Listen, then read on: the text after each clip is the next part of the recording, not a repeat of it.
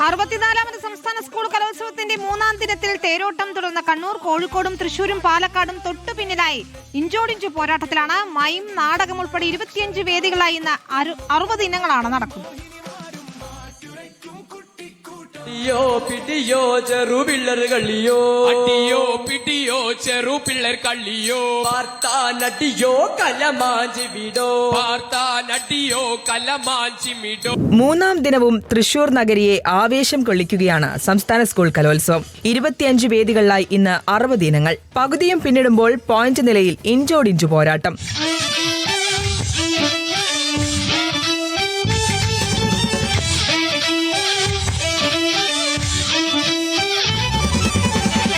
മൂന്നാം ദിനത്തിൽ പോയിന്റ് നിലയിൽ തുടക്കം മുതൽ ലീഡ് ഉറപ്പിച്ചു മുന്നേറുകയാണ് കണ്ണൂർ. കോഴിക്കോടും തൃശൂരും പാലക്കാടും പോയിന്റുകൾ മാറി മറിഞ്ഞ് മുന്നേറ്റം തുടരുകയാണ്.